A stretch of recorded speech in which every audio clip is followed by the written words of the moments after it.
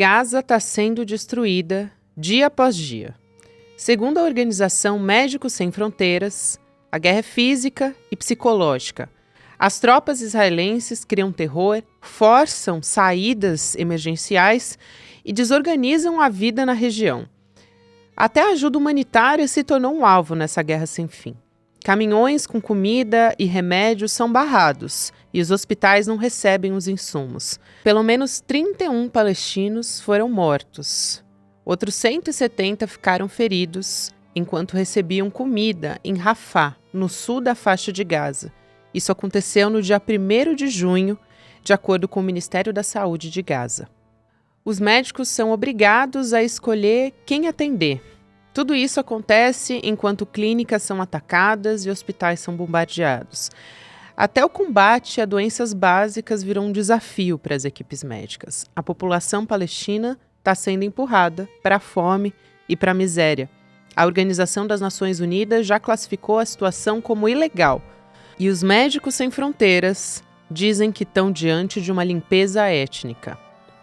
Terça-feira, 3 de junho de 2025.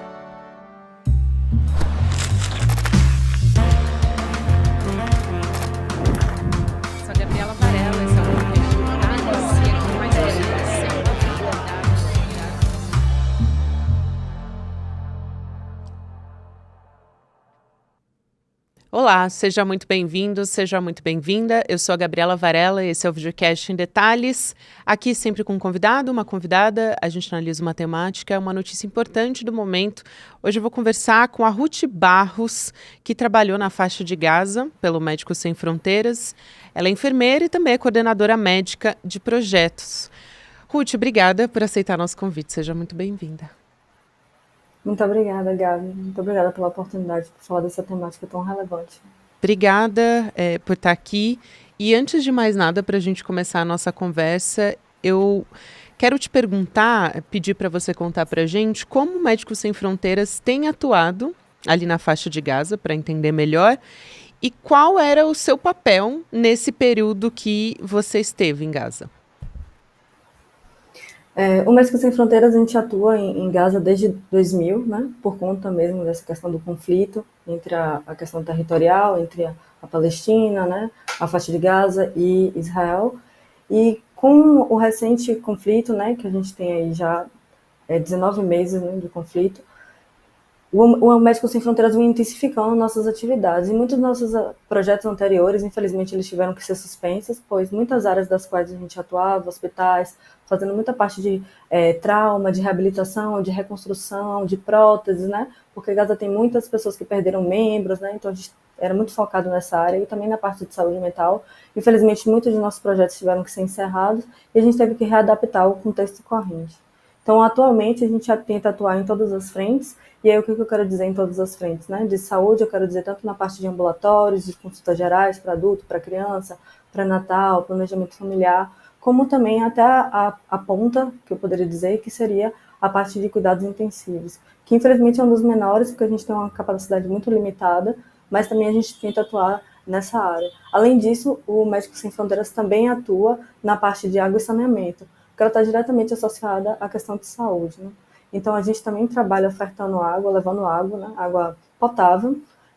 Gaza, não sei se você conhece muito bem, mas a água de Gaza, a maior parte da água potável, ela precisa ser dessalinizada. Então, tem um processo ali. A água não é uma região que a gente consegue ter acesso à água de forma fácil. Então, o Médicos Sem Fronteiras, ele trabalha dando suporte para a distribuição de água potável. E dentro desses programas, a gente também tem um programa que foi incluído, infelizmente, por conta do contexto atual, que é a parte de desnutrição. Então, hoje em dia, a gente atua bem forte nesse setor por conta da desnutrição e do acesso ao alimento.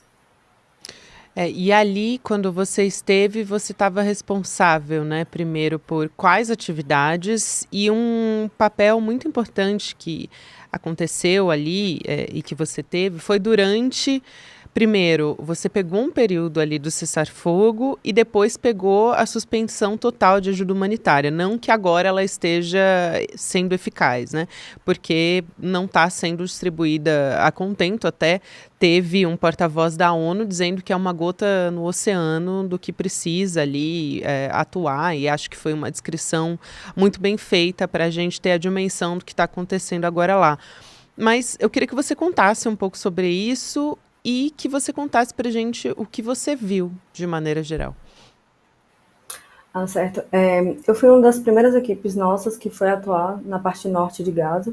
Então, toda a faixa de Gaza, atualmente, ela é dividida em 5 regiões. Então, a gente tem a região norte de Gaza, a região de Gaza, que é onde fica a cidade de Gaza, que era o território mais denso e povoado. A gente tem uma região central e, ao final, a gente vai ter Rafah. Eu estava atuando nessa parte norte, eu era responsável pelas atividades de norte de Gaza e Gaza. Eu queria fazer um relato bem interessante sobre essa vivência no norte de Gaza. A região do norte de Gaza, ela está completamente destruída. Então, a gente estava realizando atividades no norte de Gaza voltadas para a atenção primária, fazendo clínicas móveis. E por que as clínicas móveis? Porque o sistema de saúde estava completamente colapsado, não haviam mais postos de saúde, né, unidades de saúde, ambulatórios, centros de consulta, né, que estavam de pé. Todos os prédios eles haviam sido destruídos. Então, a gente realizava a clínica móvel, que era através de tendas, para conseguir prestar algum tipo de assistência a essa população. E que população é essa que eu estou falando? No momento que eu chego em Gaza, como você falou, é o momento que a gente estava no cessar-fogo. Então, a população que tinha sido solicitada evacuar dessa região norte e ir na região de Gaza e para uma região mais central e sul, ela passou a retomar. Então, houveram várias imagens de um fluxo enorme de pessoas pegando a estrada e retomando para a região norte para tentar ver como estavam suas casas, se haviam ainda casas em pé, o que já havia sido destruído, retomar a sua área. Então, essa região norte de Gaza ela estava extremamente destruída. A gente tinha a intenção de criar uma clínica fixa, de estabelecer em algum local para poder prestar o atendimento, né, de consultas e de estabilização, curativos também, que eram uma das principais atividades por conta dos traumas, né, lesões, queimaduras. E, infelizmente, a gente não conseguia achar nenhum lugar. Todos os lugares que a gente passava para poder achar algum prédio que ainda estivesse de pé, eles não haviam condições de abrigar nossas atividades e a gente teve que se manter em tendas. Durante o meu período lá, o objetivo era encontrar esse lugar e, infelizmente, após 3 semanas da minha chegada, né, então eu vi aquela população que estava lá tentando reconstruir suas vidas, tentando reabilitar a sua área, colocando tendas próximas às suas casas, por muitas vezes com dificuldade de encontrar também espaço para colocar a tenda, por conta da limitação. Infelizmente, no dia 18 de março, eu estive presente quando a retomada do conflito. Então, também nós tivemos que readaptar nossas atividades. E a ideia que era também fornecer suportes aos hospitais e entrar mais para um campo mais crítico, né, de cuidados críticos, a gente não teve condições de executar. Então, nossas atividades constantemente mudavam de acordo com as possibilidades de atuação. E nossos hospitais também, a gente também tem um hospital do Médicos Sem Fronteiras, um hospital brilhante, assim, que tem a capacidade de fazer cirurgias de emergência, realmente de salvar vidas, e nosso hospital também passou e está passando por grandes dificuldades. Eu imagino, a gente vê a descrição, mas é difícil ter a dimensão de tudo, até por isso é importante a gente ter você aqui para contar um pouco do que você viu. E os palestinos, eles têm passado por um aspecto importante que você traz aqui, que é esse deslocamento forçado a todo momento. E alguns, durante o período de cessar-fogo, inclusive, voltaram a Gaza acreditando que poderiam reconstruir, voltar para suas casas, né? E muitos fugiram repetidas vezes. Eu queria entender como é que foi essa experiência, primeiro vivida por você, pelos seus colegas ali que estavam atuando do Médicos Sem Fronteiras e também dos palestinos que você teve contato durante esse processo, porque pelo que eu li de relatos de pessoas do Médicos Sem Fronteiras, enfim, trabalhando com logística, é de que estava ficando sem opção para as pessoas, inclusive para as pessoas atuantes ali do Médicos Sem Fronteiras sobreviverem, se manterem vivos ali na região, né? Como é que chegavam essas ordens de deslocamento para vocês? Era SMS? Era mensagem no celular? Era rede social? Enfim, como é que eram esses prazos curtíssimos as pessoas conseguiam de fato fazer isso? Isso eu não estou nem contando aqui quando esses bombardeios não aconteciam sem nenhum aviso, né? É bem interessante isso que você fala, porque os mecanismos, né, de solicitação de evacuação que eram emitidos pelas forças israelenses, eles vinham de diversas formas, diferentes formas, né? Então, durante o meu período lá, como eu tive no momento que a gente teve a quebra do cessar-fogo, no dia 2 de março, que teve o início dos bloqueios também, então a gente teve duas situações concomitantes. Então, as solicitações de evacuação, elas eram emitidas através de grupos de WhatsApp, as forças israelenses enviavam imagens. Todo o território de Gaza, ele é contabilizado a números de cada região, né? E você sabe pelo número onde você está, com as devidas localizações, e aí as forças israelenses, eles solicitavam para onde, indicavam para onde você deveria ir. Esses alertas eram emitidos através de WhatsApp, haviam também, eles jogavam panfletos, né, aéreos com as imagens para as pessoas, assim como também, às vezes, eles faziam ligações. Então, as pessoas recebiam ligações e falavam, você tem que sair daí imediatamente. Então, eram diversas formas que eles faziam contato com as populações palestinas e a gente mantinha esse acompanhamento para entender para onde iria e também para saber se isso também iria tanger as nossas localidades, onde a gente tem as nossas casas que a gente dorme, onde a gente tem o escritório, onde a gente tem as nossas unidades de saúde. Então, esse acompanhamento era rotineiro para entender o movimento da população e também para garantir a nossa segurança. E a nossa, quando eu digo, não é minha, staff internacional, mas de todos os meus colegas também, que são a maior parte deles palestinos. Acompanhando os relatos do Médicos Sem Fronteiras, é difícil falar em condições psicológicas quando tudo o que você está vivendo ali, ou experienciando, ou falando pelos palestinos e também pelas equipes de saúde, incluindo você, já são experiências assim que são inomináveis. Não tem como adjetivar isso. Então, falar sobre condições psicológicas parece que está tudo ali, é muito estrutural e é muito. A gente está olhando para um todo, né? É físico, psicológico, não tem como separar essas experiências. Esses deslocamentos, né, que muitas pessoas passaram por mais de 16 vezes deslocados. Isso eu estou falando, não Nossa. é você sair, passar algumas horas e retomar. Eu estou falando você ter que sair, levar tudo que você tem de posse e tentar montar uma tenda em outro local. A maior parte dos meus colegas, eles viveram em tendas, e aí eu estou falando desse deslocamento que afeta psicologicamente, e com isso também vai te trazer dificuldade de acesso, né, a tudo aquilo que você já tinha, seja de alimentos, né. Muitas das pessoas em Gaza, elas sobrevivem atualmente por conta da ajuda humanitária, da assistência humanitária, de alimentos, etc.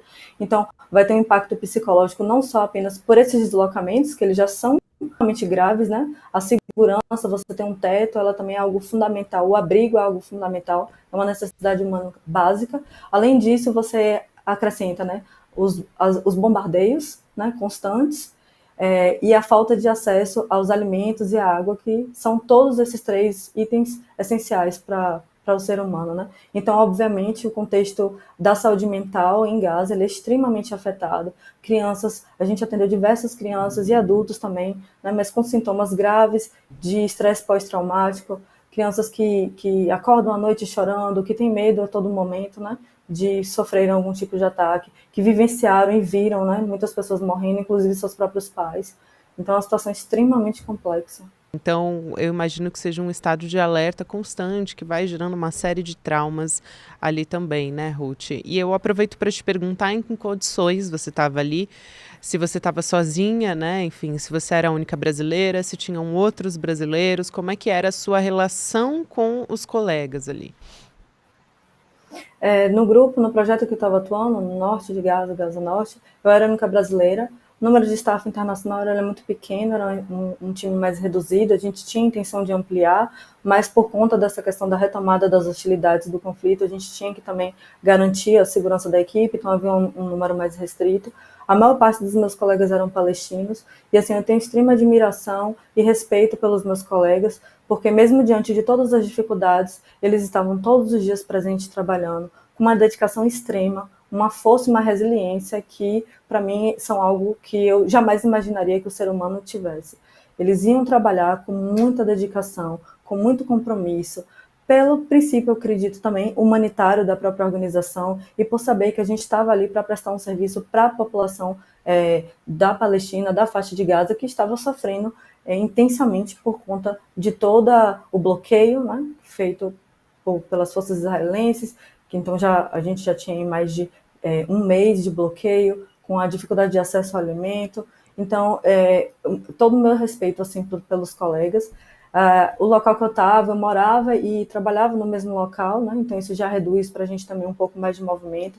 Durante o meu período na faixa de Gaza, eu tive que ser evacuada. Então, depois do início dos bombardeios, no dia 18, foram bombardeios extremamente intensos, foi um dos dias, desde o início do conflito, da guerra, que houve um maior número de bombas e de vítimas também. A gente precisou ser evacuado por conta da nossa segurança também. Felizmente conseguimos retomar, pois era onde a maior parte da população estava, então a gente precisava estar presente lá e dar continuidade às nossas atividades. A gente teve um caso muito recente que eu acho que é simbólico do que os palestinos, inclusive as equipes de saúde, passaram ali, né? Com esse médico em Gaza que teve 9 dos 10 filhos mortos num ataque. E depois ele também morreu no mesmo bombardeio, né? Ele teve ferimentos sofridos ali e acabou morrendo no mesmo bombardeio. Então, dessa família inteira, que tinha 10 filhos, hoje a gente tem como sobreviventes a esposa e o filho que está gravemente ferido também, um filho de 11 anos, uma criança, né? Então, são histórias como essa que eu estou trazendo, porque realmente saiu na imprensa e estampou muitas manchetes, porque de fato ela é chocante, mas são histórias como essa que você viu, que você acompanhou ali, Ruth. Eu queria te perguntar, pedir para você compartilhar, e eu imagino que deve ser muito difícil falar sobre isso, mas o que você viu ali, que outras histórias te impactaram que você poderia compartilhar com a gente? A maior parte dos meus colegas, né, eles perderam algum membro de sua família, então isso era uma coisa que, infelizmente, era normal naquele contexto, mas a gente tem que lembrar que isso não é normal, né? Uhum. E uma das colegas que mais me impactou, ela tinha 4 filhos, né, ela tem 4 filhos, e, infelizmente, seu cunhado e a esposa, eles vieram a óbito por conta também das explosões, e eles deixaram 4 filhos, né?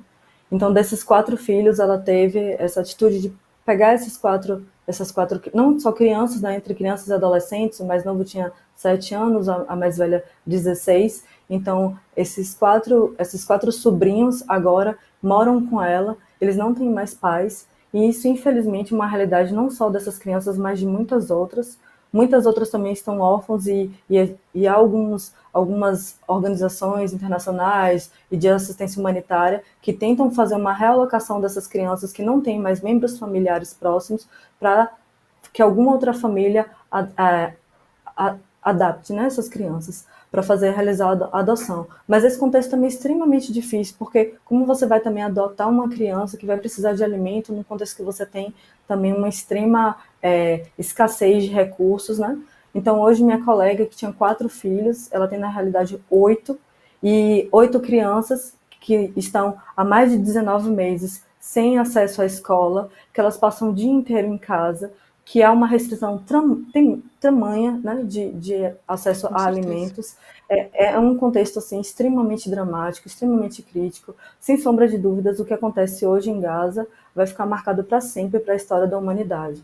É algo indescritível. Então, agora ela é mãe de 8 crianças que vivem nessas condições. Eu imagino também ouvir relatos de médicos que levam para casa, médicos, eu digo toda a equipe, né, de saúde, que levam para casa, às vezes, um alimento que consegue para alimentar os seus filhos, enfim, que compartilha tudo que eles conseguem receber ali de básico, né, porque a gente está falando aqui, por exemplo, de água com os seus filhos, né, levam isso para casa. Sim, e essa questão dos alimentos é um ponto extremamente crítico também. O IPC, que ele trata sobre essa questão de segurança alimentar no mundo, né? Ele trata a insegurança alimentar em 5 fases. A fase 5 é a última fase, é um estado de fome e de catástrofe. Atualmente, todo o território de Gaza está em fase 4, que é emergencial. Todas as pessoas de Gaza elas estão passando por dificuldades de acesso à comida. Mais de 50% da população ela já está em situação emergencial a crítica, né, de fome, e a maior parte das pessoas está sobrevivendo apenas com uma alimentação por dia. E isso era a realidade de praticamente todas as pessoas quando eu estava lá. Obviamente, no dia de hoje, a gente está vendo que isso é ainda pior. E esse indicador também, ele trazia uma perspectiva de que em pouco tempo Gaza vai se tornar nível 5, que é o estado de fome. E o que eu estou falando? São pessoas morrendo diariamente por fome. Eu estou falando de crianças, eu estou falando de mulheres gestantes, lactantes, eu estou falando de civis. Eu não estou falando de grupos terroristas armados, eu estou falando da sociedade civil que vem sendo constantemente atacada e morta. E você falou aqui também, Ruth, sobre pessoas em situação de vulnerabilidade. Eu quero te perguntar justamente se você chegou a atender essas pessoas ali, né?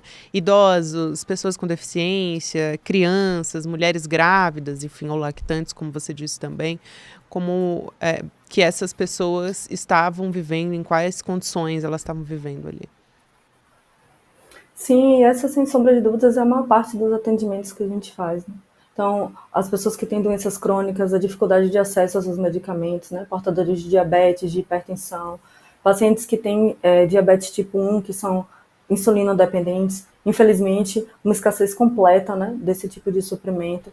Então, toda a assistência humanitária, ela também está sofrendo um cerco, né, e uma dificuldade muito grande de acesso aos suprimentos, por conta desse bloqueio que se iniciou no dia 2 de março, ele foi reaberto de forma muito incipiente, então a gente continua com uma restrição tamanha de recursos que inviabiliza completamente nossas operações e nossas atividades, que impacta na prestação de serviço à saúde da população e que, consequentemente, aumenta muito as taxas de mortalidade. Pacientes portadores, por exemplo, que precisam de hemodiálise, né? Então, isso é uma coisa... Pacientes que faziam quimioterapia, e aí são casos mais complexos, específicos, mas infelizmente o risco de mortalidade desses pacientes é extremamente elevado por não ter acesso, né, àquilo que faz com que eles consigam manter a vida.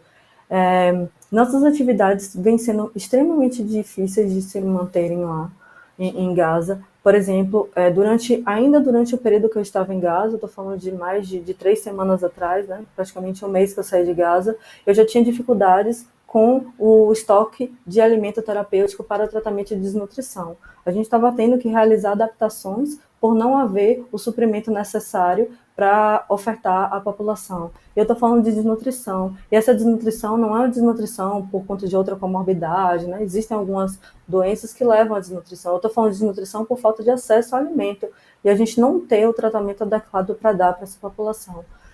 Outros casos assim que infelizmente são extremamente chocantes e tristes são o número de crianças amputadas por conta dos bombardeios e conflitos, né?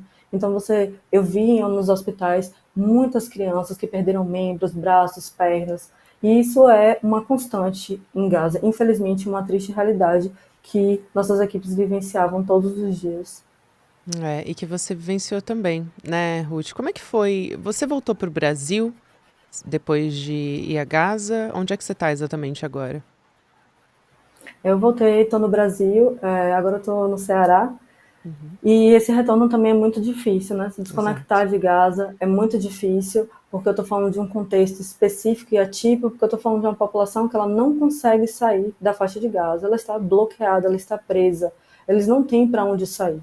E eles estão sofrendo constantemente com ataques de bombas, eles não têm acesso à alimentação, não têm acesso ao abrigo, não têm acesso à água, e não têm acesso também à assistência humanitária. E nós, atores da assistência humanitária, enquanto Médicos Sem Fronteiras, a gente continua tendo uma dificuldade imensa com suprimentos para que a gente possa continuar exercendo nossas atividades.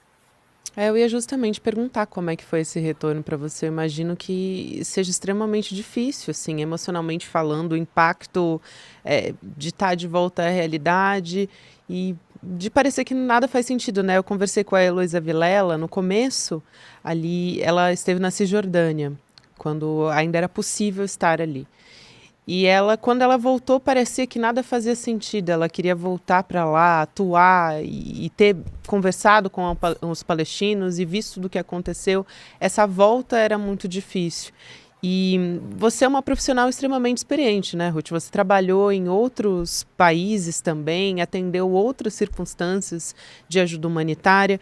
Eu queria que você contasse um pouco essa diferença entre o que você viveu nesses outros países e a tragédia humanitária que você viu em Gaza, um pouco dessa comparação e como você se sentiu voltando depois, né? Porque um mês é bastante recente. Sim. Como você falou, eu já atuei em mais de 13 países ao redor do mundo. Infelizmente, a maior parte deles foram em conflitos, né, armados. Sim. E eu já pude vivenciar muito dessa questão de guerras, né, de conflitos, de destruição. Tive presente também, por exemplo, no Iraque, logo após ali a retomada, a retirada do Estado Islâmico do território, vivenciei territórios também extremamente devastados e destruídos, mas o nível de destruição que eu vi em Gaza, eu nunca tinha tido esse tipo de experiência. É uma destruição total e massiva. Eu estou falando de um território extremamente pequeno. São pouco mais de 360 metros quadrados, né? É uma área muito pequena, territorial, uma população de 2,3 milhões aproximadamente de habitantes, e que não há espaço nem para se colocar tendas, né?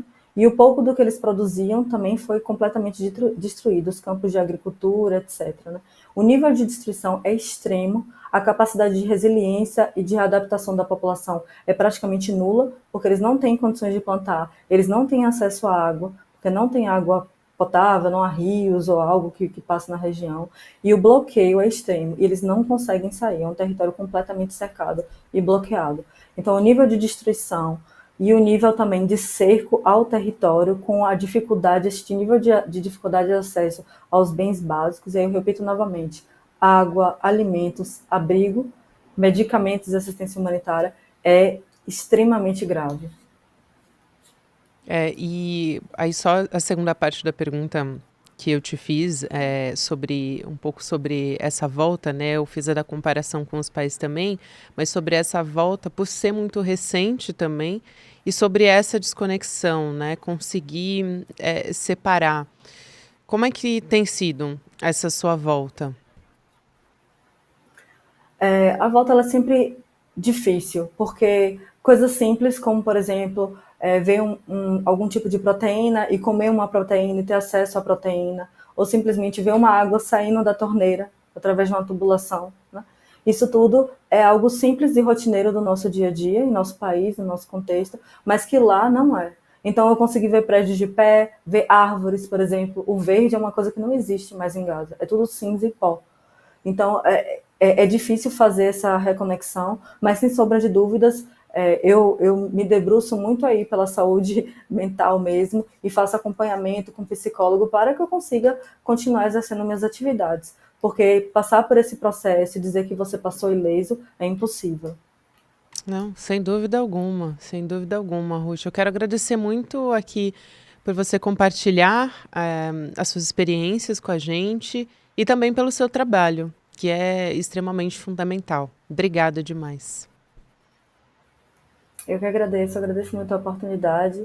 Eu espero que a gente continue aí a discutir, espero que haja mais avanços em relação à questão de Gaza, né? Que haja realmente um fim dessas hostilidades, que haja uma garantia de acesso irrestrito a todos os atores humanitários, né? Para que a gente consiga prestar assistência à população, o restabelecimento também dos serviços básicos de saúde e uma proteção a todos os trabalhadores. Infelizmente, a gente perdeu muitos de nossos colegas do Médicos Sem Fronteiras, né?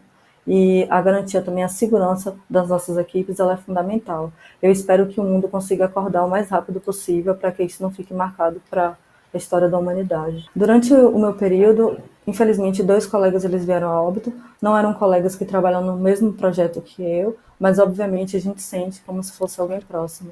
E é algo extremamente revoltante saber que pessoas civis eles estão sendo atacados, eles estão sendo alvos, e a gente fica inerte diante dessa situação, porque a gente tenta, enquanto organização, enquanto Médicos Sem Fronteiras, nós falamos, nós denunciamos o que estamos vendo, a gente não pode permanecer inerte diante disso, então a gente tenta falar, mas obviamente a gente precisa que os estados eles se posicionem mais firmemente para que esse conflito ele venha a cessar.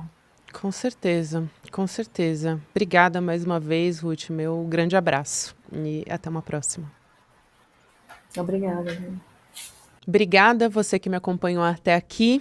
A nossa comunidade do ICL, a gente aqui no ICL Notícias também, tem colocado esse assunto como um fundamental no nosso noticiário. Muita gente deixou de falar sobre isso, mas a gente continua aqui persistindo. Inclusive, a gente bateu 1 milhão de inscritos recentemente, então somos muitos aqui no ICL. E é muito importante ter o seu apoio. Nessa quarta-feira, dia 4 de junho, 7 horas da noite, eu queria lembrar você o convite para participar da nossa live, justamente para comemorar 1 milhão dessa união nossa aqui no ICL. Obrigada, você que me acompanhou até aqui. Tem Mercado Investimentos agora, depois o Rolê ICL. E o Em Detalhes está todos os dias, segunda a sexta-feira, disponível nas plataformas de áudio também. Até amanhã. A repercussão foi tanta que o ICL decidiu liberar o replay do documentário Império Malafaia, que a gente exibiu aqui. Se você perdeu a estreia ou quer rever com atenção cada detalhe dessa investigação sobre dinheiro, fé e poder, a hora é agora. Don't waste my time. Na loja Sou ICL você encontra camisetas, canecas, mochilas e bonés que carregam ideias.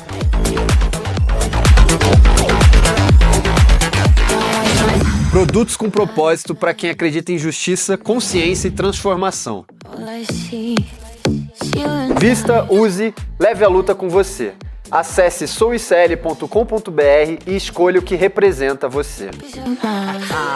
ICL, souicl.com.br, tá tudo lá.